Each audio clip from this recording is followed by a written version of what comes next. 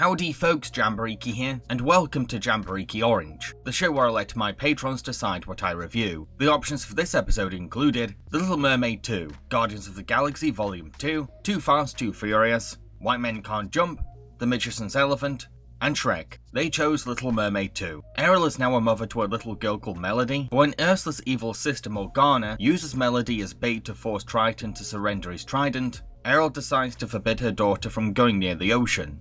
Years pass, and Melody ends up secretly exploring the sea. While swimming, she discovers a golden shell necklace with her name on it. When Melody opens it up, it reveals the existence of Atlantica, and is outraged at her mother for hiding the truth, which causes Melody to run away from home.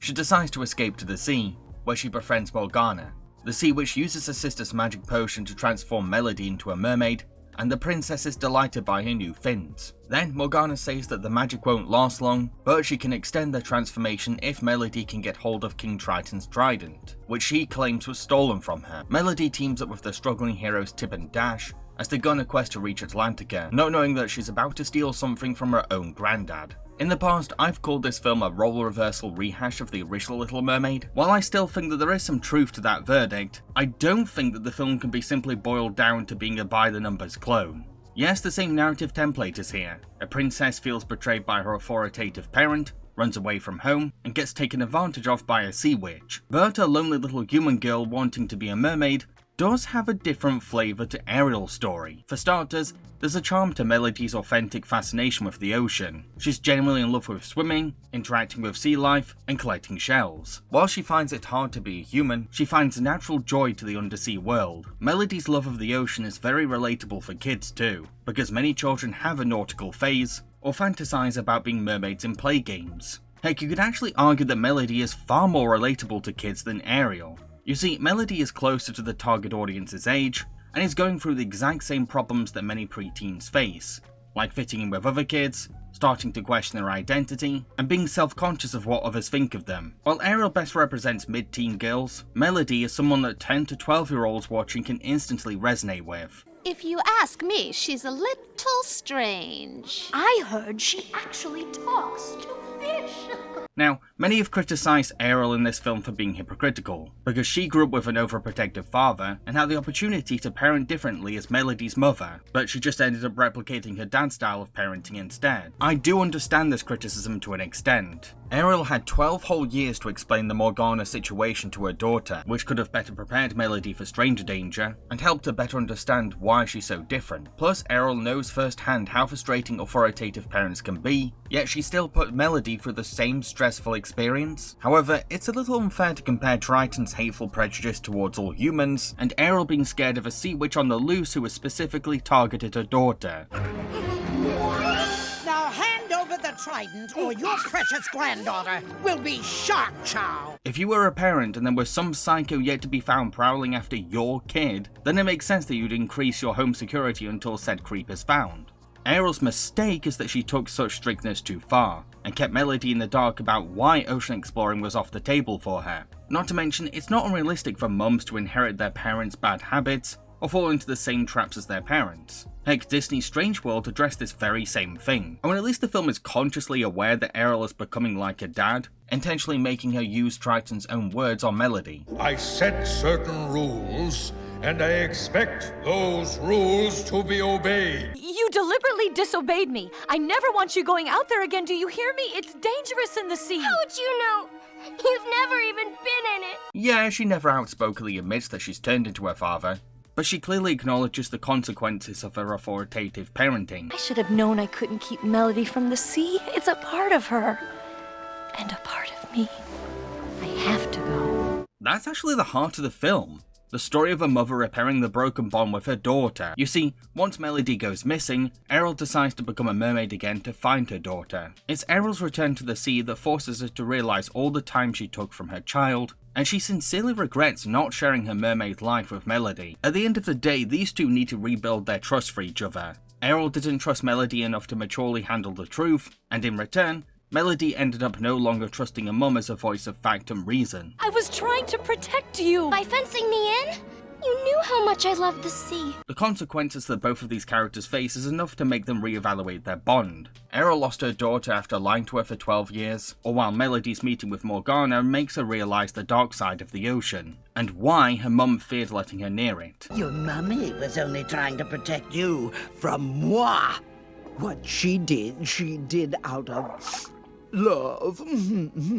Okay, so I will wholeheartedly admit that Morgana can be seen as rather uninspired. Her one and only gimmick is that she's Ursula's crazy sister, and she doesn't really have an identity of her own. Ursula's crazy sister! There's way more nostalgic callbacks and references to Ursula than any actual character building for Morgana herself. Morgana, why can't you be more like your sister, Ursula? Well, it isn't Ursula's fault I got miniaturized. On the other hand, as creatively bankrupt as Morgana is, the film does make excellent use out of her for the sake of the narrative and other characters' arcs. A big part of Morgana's villain motive is that her mum played favourite, and she wants to take advantage of Ursula's death to one-up her. While the emotion behind this backstory rings hollow, because Morgana is basically feuding with off-screen dead characters. See that, Ma? Who's your favorite now? Morgana's need to improve on Ursula's downfall does pay off. Look, I'm not saying that Morgana's character is superior to Ursula. Hell no. I just think that Morgana does a good job outdoing her sister based on what she did. Instead of offering a contract with a catch, something that even Ursula herself admitted was flawed. It was a close one. Too close. The little tramp.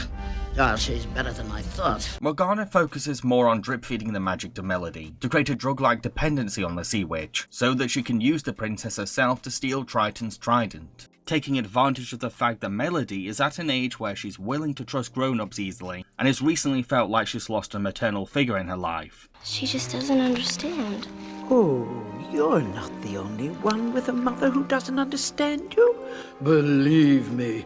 Morgana adopts a far more affectionate and auntie-esque character around her victim, which fits perfectly for a scheme that requires Melody's devotion. Morgana also goes the extra mile to avoid the trappings that cause Ursula to fail. Not only does she effectively and cruelly trap Melody in an ice cave, while she's slowly turning back into a human, and won't be able to breathe,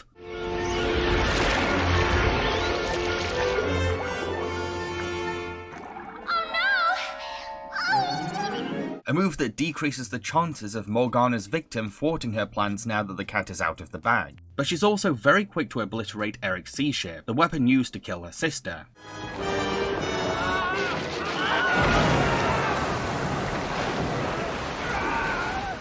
Morgana's defeat is also the bookend for Melody's arc. Melody has been conflicted between her human and mermaid identities. She felt outcast as a human and found solace as a mermaid. However, in the finale, Morgana makes the mistake of only targeting merfolk, completely overlooking the fact that Melody has now escaped the ice cave and is in human form. In this very moment, Melody finally embraces her human side and surprise attacks our villain, showing that Melody now feels pride in both sides of her heritage, so much so that the film ends with the wall being torn down, and both of Melody's cultures are united together. Come on in! There's plenty of water for everyone! If I'm honest, the only aspect of this film that doesn't gel with me has to be the comic relief characters of Tip and Dash. Sure, these two show how heroism requires overcoming fear and accepting the risk of death, plus they're effectively helpful at getting Melody to Atlantica. Oh, and I'm sure that their wacky antics will get giggles out of kids.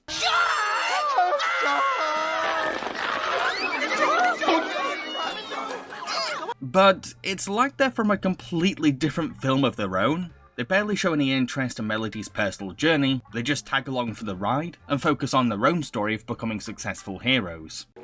On the other hand, we could gather our courage, if we had any, and storm the fortress and be heroes. It's jarring how little they have to do with our main story. I get the impression that they're only here to fill in a comic relief quota for Disney. To conclude, I've really warmed up to Little Mermaid 2 as a sequel. Sure, it's not as good as the original, and it suffers from common Disney straight-to-video sequel flaws, like contrived characters, cheap production values, and unoriginal ideas. But I've learned to better appreciate it as a moving story of an ocean-loving child coming to terms with her mermaid ancestry. So those are my thoughts on Little Mermaid 2. What do you think of this film? Let everyone know in the comments below. What am I going to be reviewing in the next episode of Jambareeqi Orange? Well, that's up to my patrons. The options for the poll include Spider-Man 3, Transformers Revenge of the Fallen, Indiana Jones and the Temple of Doom, Justice League The Flashpoint Paradox, The Little Mermaid Ariel's Beginning, and the Super Mario Bros. Movie. That's a pretty awesome selection, am I right? Now, don't forget that you have to be a patron to access this poll. What is a patron? Don't worry, I'll explain. This is my Patreon.